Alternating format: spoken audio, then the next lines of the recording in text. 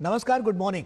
आप देख रहे हैं डीडी न्यूज। आपके साथ मैं हूं गौरव श्रीवास्तव और मेरे साथ मेरी सहयोगी मनीषा है, जो कि सांकेतिक भाषा के जरिए आपको खबरों से रूबरू करवाएंगी। तो खबरों की शुरुआत करें उससे पहले एक नजर इस वक्त की हेडलाइंस पर। संसद में आज से बजट पर चर्चा। वित्त मंत्री लोकसभा में वित्त विधेयक पारित करने का रखेंगी प्रस्ताव। राज्यसभा में बैंककारी संशोधन विधेयक पास कराने की होगी कोशिश।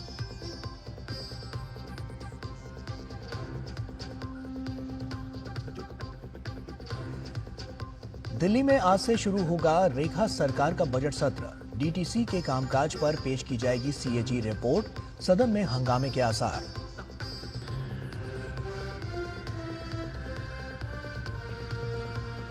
जम्मू कश्मीर में आतंकवादियों की बड़ी साजिश नाकाम। पुंछ के सांगला में भारी हथियार, गोला बारूद, आईईडी और नशीले पदार्थ बरामद। कठुआ के हीरानगर में भी आतंकियों की तलाश।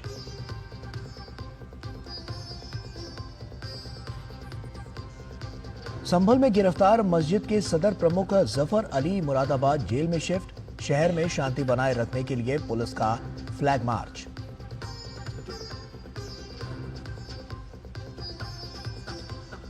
और कनाडा में 28 अप्रैल को होगा चुनाव। नए प्रधानमंत्री मार्क कार्नी ने की घोषणा। कहा, कनाडा को तोड़ने और कब्जा करने का ट्रंप का मंसूबा नहीं होने देंगे कामयाब।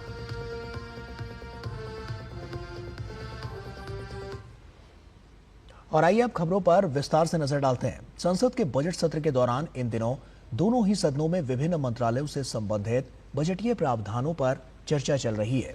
इसी कड़ी में आज लोकसभा में प्रश्नकाल और शून्यकाल के अलावा वित्त विधेयक 2025 विचार और पारित करने के लिए पेश किया जाएगा। वित्त मंत्री निर्मला सीतारमण वित्तीय वर्ष 2025 से 26 के लिए केंद्रीय सरकार की वित्तीय प्रस्तावनाओं को प्रभावी करने वाले विधेयक को विचार और पारित करने के लिए पेश करेंगी। इसके अलावा कॉरपोरेट कार्य मंत्रालय से संबंधित अनुदान मांगों के बारे में केंद्रीय मंत्री हर्ष मल्होत्रा वक्तव्य देंगे। वहीं दूसरी ओर राज्यसभा में शून्यकाल और प्रश्नकाल के अलावा राज्यसभा में बैंककारी विधियां संशोधन विधेयक 2024 विचार और पारित करने का प्रस्ताव वित्त मंत्री निर्मला सीतारमण करेंगी। इसके अलावा केंद्रीय मंत्री हरदीप सिंह पुरी तेल क्षेत्र विनियमन और विकास संशोधन विधेयक 2024 में लोकसभा द्वारा किए गए संशोधनों पर सहमति प्रदान करने का प्रस्ताव करेंगे। इसके अलावा डॉक्टर एल मुरुगन राज्यसभा में संविधान 129वां संशोधन विधेयक 2024 और संघ राज्य क्षेत्र विधि संशोधन विधेयक 2024 संबंधी संयुक्त समिति में नियुक्ति के लिए प्रस्ताव करेंगे। और इसके अलावा विभिन्न मंत्रालयों के प्रतिवेदन भी पेश होंगे। दिल्ली विधानसभा का बजट सत्र आज से शुरू होगा और 28 मार्च तक चलेगा। आवश्यकता पड़ने पर सत्र की अवधि बढ़ाई जा सकती है। आज सदन में दिल्ली परिवहन निगम के कामकाज के बारे में कैग की रिपोर्ट पेश की जाएगी। आर्थिक सर्वेक्षण भी आज विधानसभा में पेश होगा, जिसमें लोगों की आय और सुविधाओं के बारे में लेखा जोखा होगा। मंगलवार को मुख्यमंत्री रेखा गुप्ता वित्तीय वर्ष 2025 से 26 का बजट सदन में प्रस्तुत करेंगी। वित्त विभाग सीएम के पास है। बजट में इस वर्ष के लिए सरकार की वित्तीय प्राथमिकताओं और विकास एजेंडे का ब्यौरा होगा। सत्र के दौरान प्रमुख वित्तीय और नीतिगत मुद्दों पर चर्चा होगी और इन पर निर्णय लिए जाएंगे। बुधवार को वित्तीय आवंटन और नीतिगत पहल के लिए विश्लेषण के लिए विस्तृत विचार विमर्श होगा। प्रस्तावित बजट सदन में बृहस्पतिवार को पारित किया जाएगा। राष्ट्रपति द्रौपदी मुर्मू आज छत्तीसगढ़ के दौरे पर रहेंगी। राष्ट्रपति रायपुर में छत्तीसगढ़ विधानसभा के रजत जयंती वर्ष के कार्यक्रम में शामिल होंगी। इस दौरान राष्ट्रपति विधानसभा में विधायकों को उद्बोधन कार्यक्रम में शिरकत करेंगी।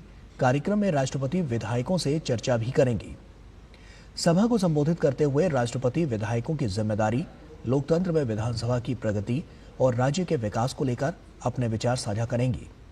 कार्यक्रम में राष्ट्रपति द्रौपदी मुर्मू विधायकों को सदन में काम करने को लेकर अपने विचार भी प्रस्तुत करेंगी। जम्मू कश्मीर में पुंछ जिले के सुदूर वन क्षेत्र में सुरक्षा बलों ने कल एक बड़े आतंकवादी ठिकाने का भांडाफोड़ करते हुए वहां से भारी मात्रा में हथियार और विस्फोटकों का जखीरा बरामद किया। राष्ट्रीय राइफल्स और स्थानीय पुलिस के विशेष अभियान समूह की ओर से सांगला के पास सरबारा में संयुक्त अभियान के दौरान इस ठिकाने का पता लगाया गया।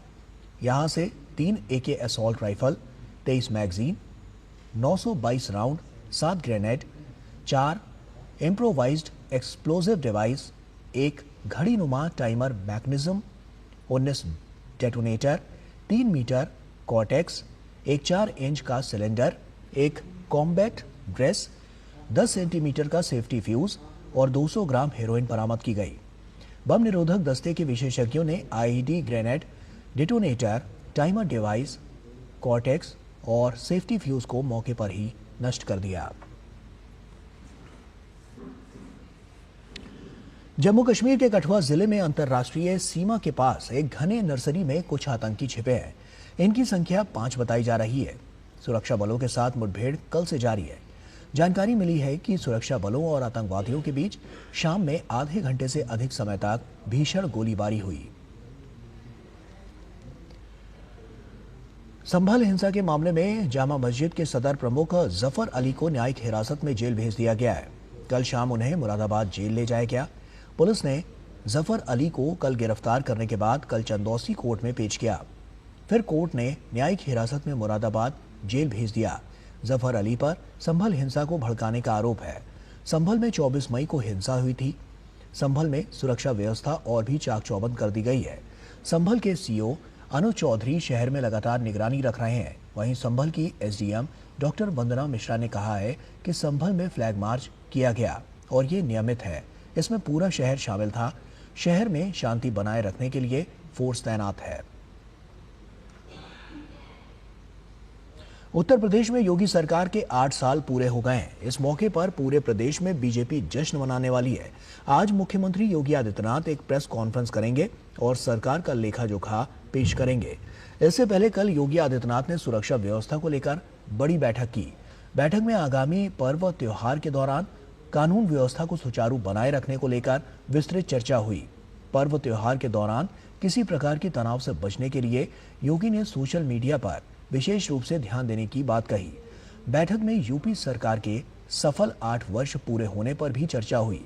सीएम ने सभी जनपदों में 3 दिवसीय जनपदीय विकास उत्सव आयोजित किए जाने के संबंध में जरूरी दिशा निर्देश दिए। यूपी सरकार के 8 वर्ष पूरे होने पर 25 से 27 मार्च तक कई जन कल्याणकारी कार्यक्रम आयोजित किए जाएंगे। अहमदाबाद में बधिर खिलाड़ियों का राष्ट्रीय बधिर सीनियर, जूनियर एंड सब जूनियर स्पोर्ट्स चैंपियनशिप दमदार प्रदर्शन जारी है। आज प्रतियोगिता का अंतिम दिन है। महिलाओं के 10 मीटर एयर राइफल प्रतियोगिता में महाराष्ट्र की नताशा जोशी ने स्वर्ण पदक जीता। वहीं चंडीगढ़ की माहित संधू ने रजत और महाराष्ट्र की प्रियेशा देशमुख ने कांस्य पदक जीता। वहीं पुरुषों के 10 मीटर एयर राइफल प्रतियोगिता में तेलंगाना के धनु श्रीकांत ने स्वर्ण, गुजरात के मोहम्मद मुर्तुजा वानिया ने रजत और हरियाणा के अरुण पांचाल ने कांस्य पदक जीता।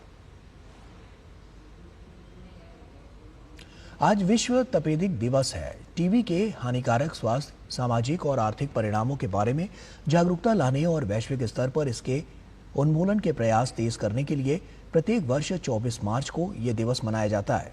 1982 में डॉक्टर रॉबर्ट कोच ने टीबी के बैक्टीरिया की खोज की थी।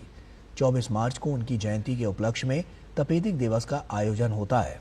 इस वर्ष की थीम है हाँ, हम क्षय रोग का खात्मा कर सकते हैं, प्रतिबद्धता, निवेश और परिणामी प्रयास। और इसी के साथ फिलहाल इतना ही। दीजिए इजाजत। नमस्कार।